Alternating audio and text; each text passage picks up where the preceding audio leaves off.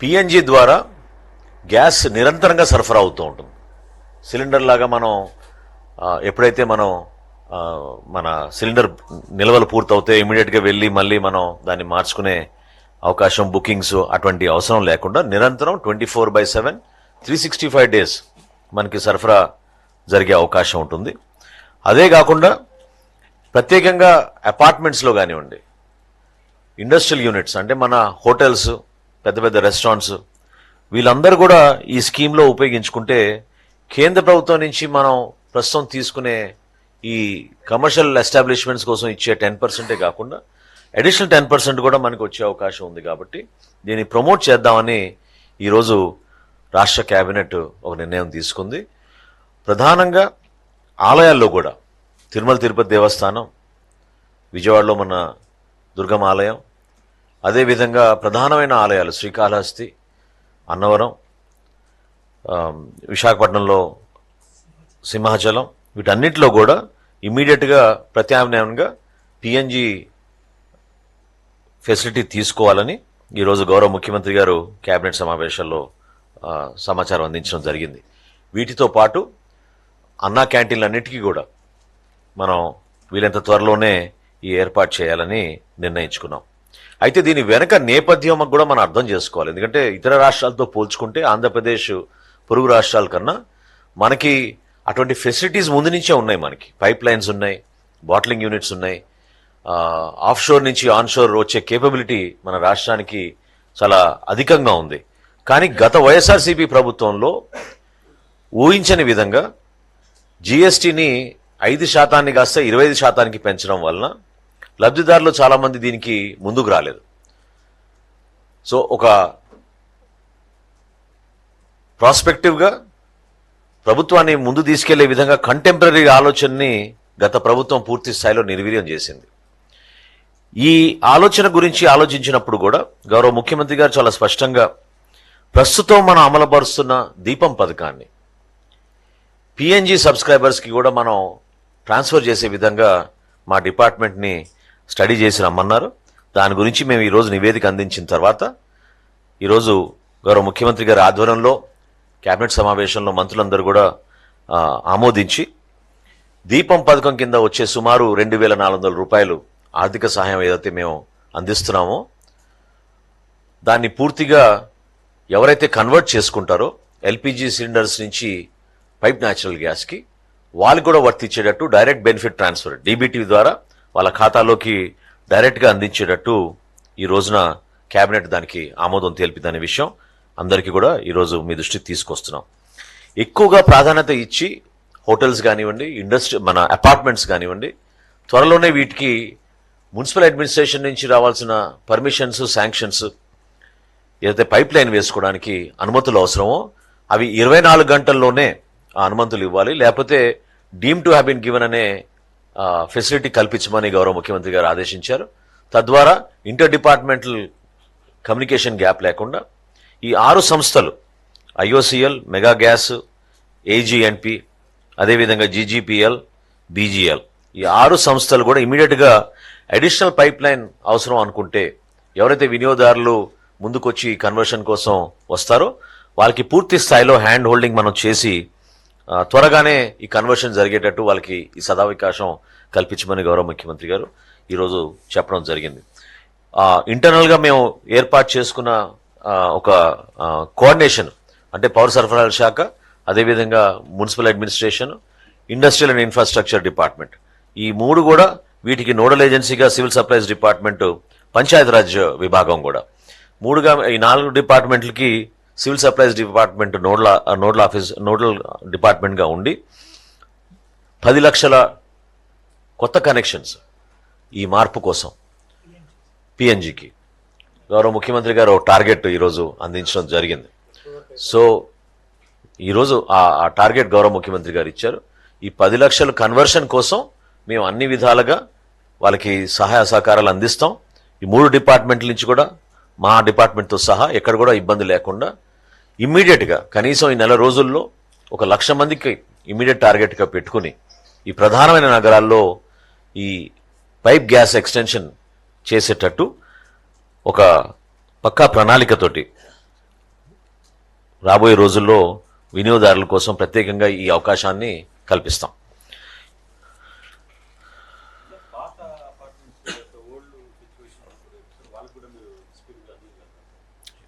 ఎక్కడైతే నగరాల్లో already main trunk lines already ఏర్పాటు చేసుకున్నామో అక్కడి నుంచి మేము సబ్ లైన్స్ ఏర్పాటు చేయడం పెద్ద టైం కాదు.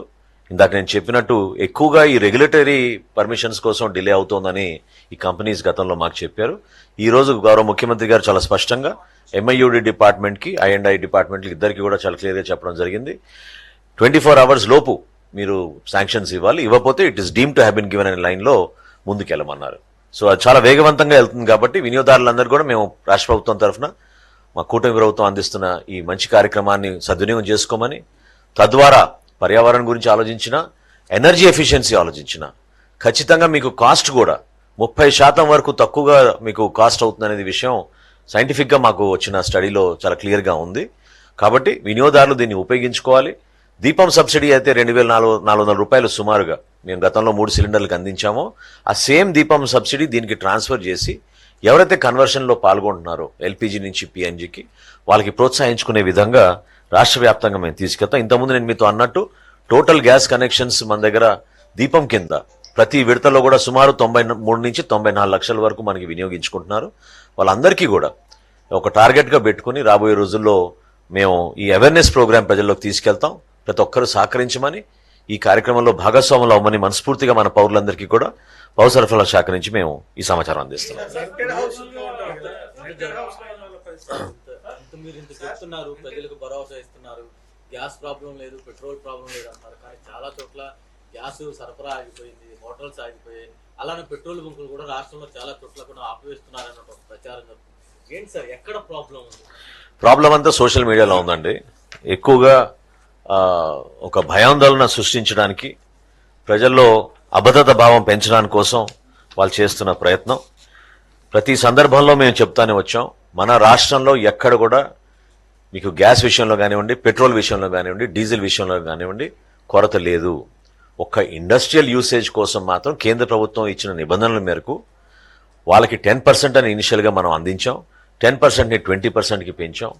అది కూడా ఇప్పుడు మనకి ఈ వారంలో పాఠశాలలు, విద్యా సంస్థలు, హాస్టల్స్ ఇవన్నీ కూడా వేసవి సెలవుల కోసం ఇస్తాం. కాబట్టి ఆ వచ్చిన స్టాక్ని దానిది కూడా డైవర్ట్ చేయమని జాయింట్ కలెక్టర్స్కి మా కమిషనర్ గారు ఆల్రెడీ ఇన్స్ట్రక్షన్స్ ఇవ్వడం జరిగింది. ప్రతిరోజు మేము యావరేజ్గా సుమారు 2,70,000 మందికి మేము గ్యాస్ సిలిండర్స్ మేము అందిస్తున్నాం. కొన్ని రోజుల్లో 3,40,000 మందికి కూడా మేము అందించాం. కాబట్టి ఎక్కడ కూడా ఈ కొరత ఉందనే భావన కాదు. దయచేసి అర్థం చేసుకోవాల్సింది ఏంటంటే, ఒక 2 రోజులు ఇటువంటి సమాచారం క్షేత్రస్థాయిలో కావాలని ఒక భయాందోళన సృష్టించడానికి తీసుకెళ్తున్నారు. కాబట్టి ప్రజలు రియాక్ట్ అయ్యి 2 లక్షల బుకింగ్లు కాస్త ఒకే రోజున 5 లక్షల బుకింగ్లు చేయడం వలన ఆ బ్యాక్ ఎండ్ గ్యాప్ వచ్చింది తప్ప డెలివరీస్లో ఎక్కడ కూడా ఈ 3 ఆయిల్ కంపెనీస్ చాలా అద్భుతంగా రాత్రింబగలు కృషి చేసి ఈ కొరత లేకుండా వాళ్ళు చూసుకుంటున్నారు. దానికి మా డిపార్ట్మెంట్ నుంచి అన్ని విధాలుగా సహకరించుకుంటూ ముందుకెళ్తున్నాం.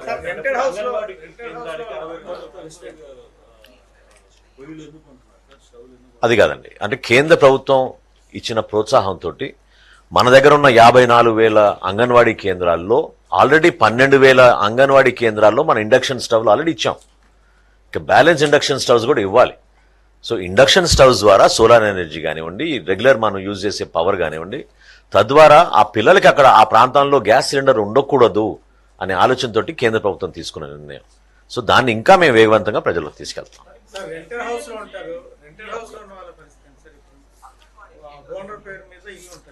ఇది అంటే ఇది అందుకే అన్నాం కదా, అపార్ట్మెంట్స్లో మేము ప్రయారిటైజ్ చేసుకుని ఈ 6 నగరాల్లో కూడా ముందుగా మేము పైప్ లైన్లు ఏర్పాటు చేయడానికి సిద్ధంగా ఉంటాం.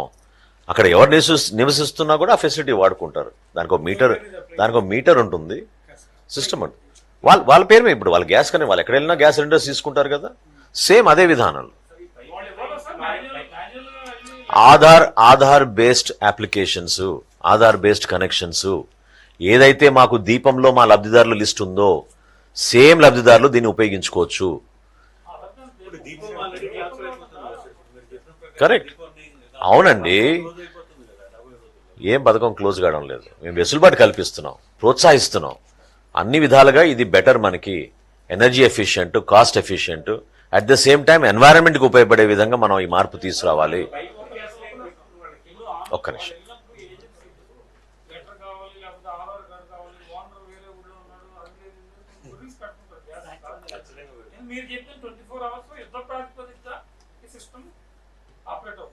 Thank you. It will.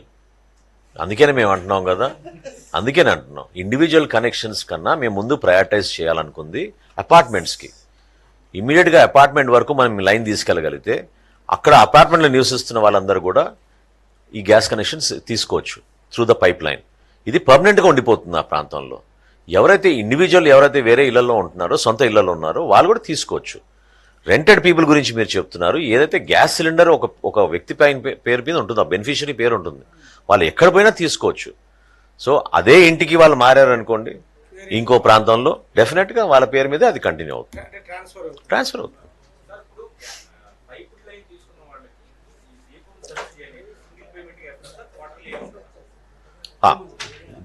దీపమేమో సంవత్సరానికి 3 విడతల్లో మనం ఇస్తున్నాం అండి. వీళ్ళకేమో 2 నెలలకు ఒకసారి మనం ట్రాన్స్ఫర్ చేస్తాం. ఎందుకంటే పైప్ నేచురల్ గ్యాస్ బిల్లింగ్ ఆ విధంగా